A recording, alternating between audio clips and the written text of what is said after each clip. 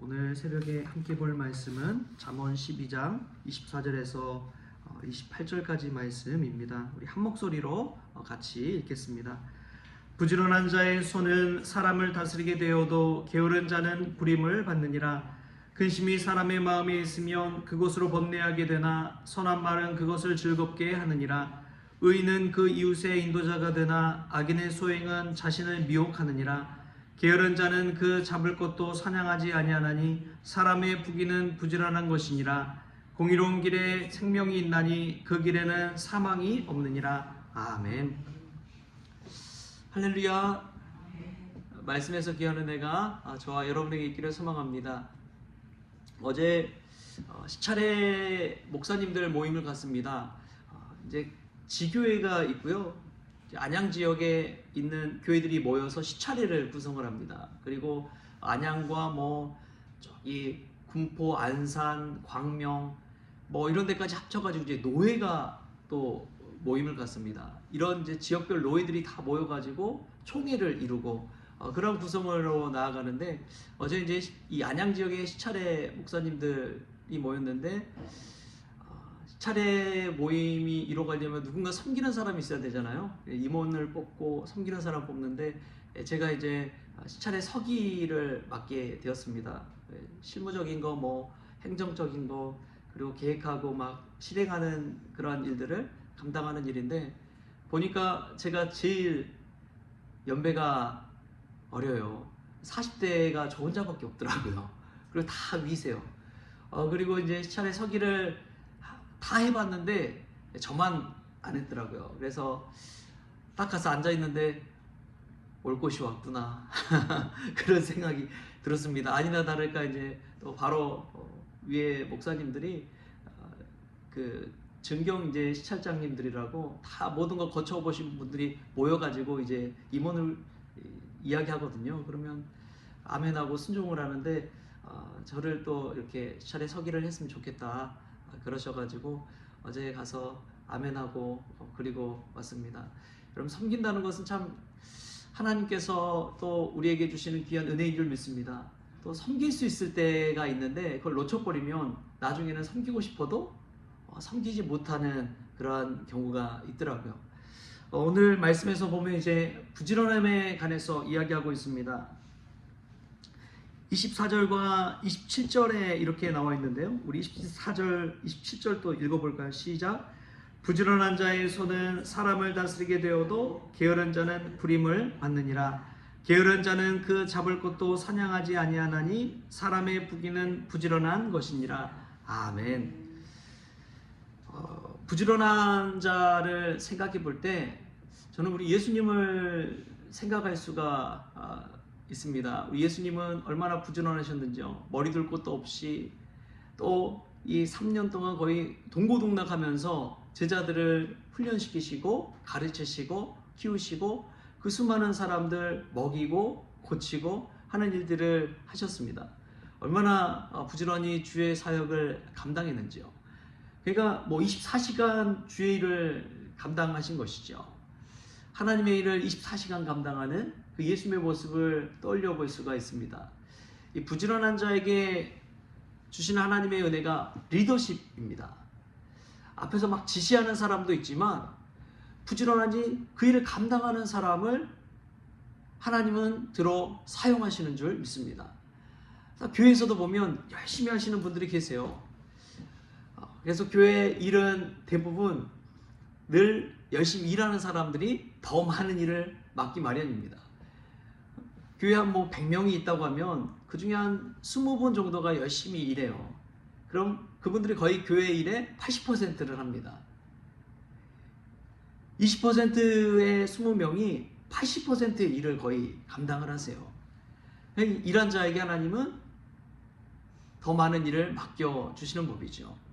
달란트 비유가 그런 거 아닙니까? 5달란트, 2달란트, 1달란트 했는데 5달란트, 2달란트 받으면 더 열심히 일하니까 더 많이 맡겨주시고, 그냥 1달란트 받긴 했지만 그냥 땅속에 묻어두고 아무것도 안 하면 그 있는 것까지 그냥 뺏겨가지고 이 5달란트, 10달란트 번 그 종에게 맡기잖아요. 하나님 나라의 섬김의 원리도 저는 마찬가지라고 믿습니다. 저 열심히 섬기고 더 헌신하고 더 많은 일을 감당하는 분에게 하나님은 더 큰 사명을 맡겨 주십니다. 작은 일에 충성한 것을 하나님은 눈여겨보고 계시는 거예요. 그래서 더 큰 일을 맡기고 더 많은 일을 맡기고 더 책임감 있는 일을 맡긴다는 것이죠. 여러분, 그러한 것을 봤을 때 하나님이 작은 일에도 열심을 가지고 섬기는 사람, 또 부지런한 자는 자기만 잘 먹는 사람이 아니라 누군가를 먹여주고 또 챙겨주고 책임감 있게 도와주는 사람인 줄 믿습니다. 성경에 보면 룻이라는 여인이 나오죠. 룻기를 짧지만은 거기에는 참 많은 것들이 담겨 있습니다. 다윗의 자손, 이 다윗이 어떻게 또 태어나는지에 대한 그 이전의 조상에 대한 이야기인 것이죠. 이 율법서에는 유대인과 이방인의 결혼을 허용하지 않고 있습니다. 결혼하지 말라고 그래요. 그런데 이것은 민족적인 피의 순수성을 지키기보다 하나님 믿는 종교의 순수성을 지키기 위해서 그렇게 규정하고 있습니다. 그런데 이 보아스라는 유력자가 룻을 만나잖아요. 모압 여인 룻을 만나서 결혼해서 가정을 이루고 나중에 거기서 다윗이 나오고 또 다윗의 자손으로 오신 또 예수님이 나오고 그러한 일들이 일어나는데, 이 룻이라는 여인을 한번 보면은 이방 여인이다 보니까 얼마나 사실은 차별 대우가 심했겠어요. 그래서 보아스 앞에서 자신을 고백하는데, 이 여종은 당신의 하녀 중에 하나와도 같지 않습니다 라고 자신을 고백해요. 그런 일을 볼 때에 이 룻이 얼마나 겸손한 마음으로 살았는지 모릅니다. 당신에게 은혜 입기를 원합니다 라는 간절한 마음으로 또 보아스에게 이야기하기도 하죠. 그리고 다른 소녀들과 함께 구하면서도 이삭 죽기를 하는데, 자기 목만 아니라 시어머니 나오미의 목까지 막 열심히 챙기는 이 룻의 모습을 볼 수가 있습니다. 여러분, 그 모습을 한번 떠올려 보십시오. 시어머니 모시고 며느리가 살아남기 위해서 이삭 죽기를 하고 이 밭에 떨어진 이삭들을 열심히 줍는 모습을 생각해 보십시오. 얼마나 열심히 부지런히 그 일을 감당했는지 모릅니다. 이 하나님은 룻을 통해서 하나님의 역사를 이루시고 다윗과 예수 그리스도를 보내주시는 것이죠. 우리가 열심히 하나님 일에 감당할 때에 하나님께서 우리 자손들에게도 복을 주시고 천대까지 은혜를 베풀어 주실 줄 믿습니다. 부지런한 자는요, 자신만 잘 되는 것이 아니라 자신 이웃까지도 잘 되게 하는 그러한 축복을 받게 되는 줄 믿습니다. 우리가 열심히 사십시다. 나 혼자 그냥 만족하는 인생이 아니라 우리 가족들 구원하고 또 우리 후손들까지 믿음의 가족, 믿음의 명문가 세워가려면 부지런해야 됩니다. 열심을 내야 됩니다. 특출나야 됩니다. 그래야지 하나님의 손에 띄고 또 하나님께서 리더십도 허락하여 주시고 더 큰 일을 맡겨주시는 줄 믿습니다. 또 보면은 오늘 26절 말씀을 또 같이 한번 읽어볼까요? 26절 시작. 의인은 그 이웃의 인도자가 되나 악인의 소행은 자신을 미혹하느니라. 아멘.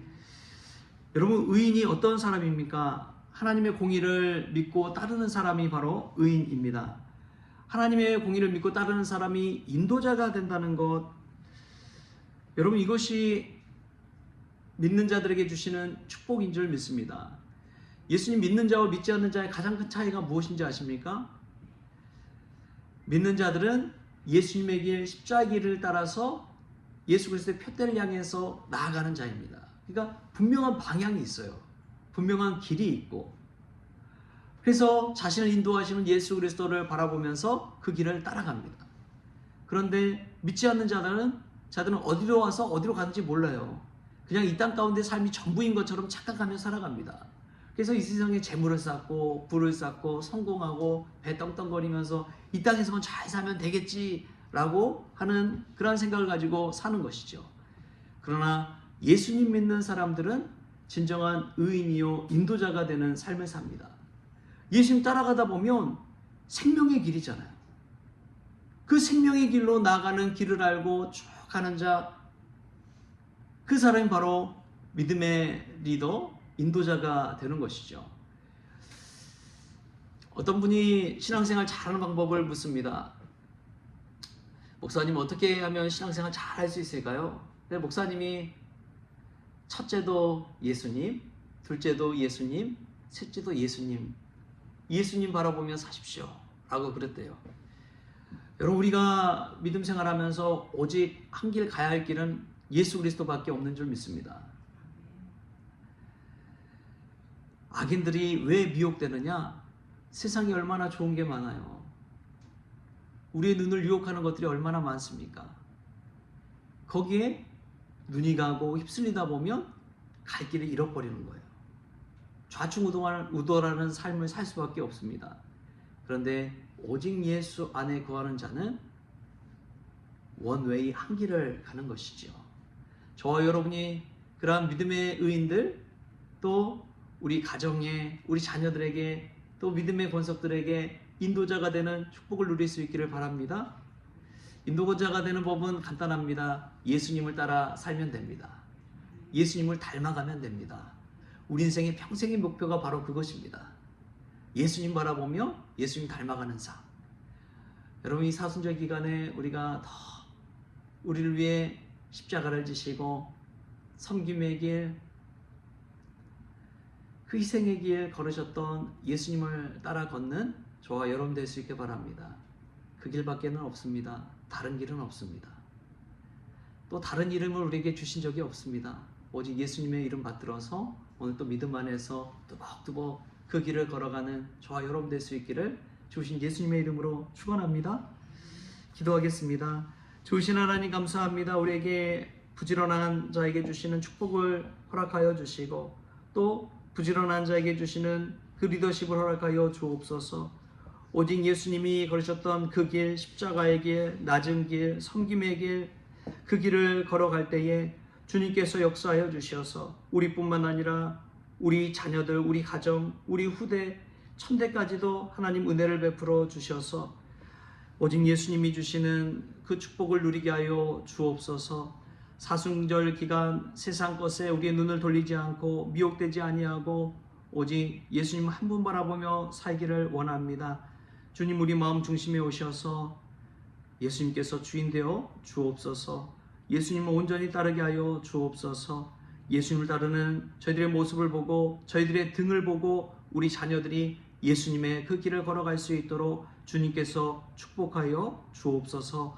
감사하며 예수님의 이름으로 기도하옵나이다. 아멘.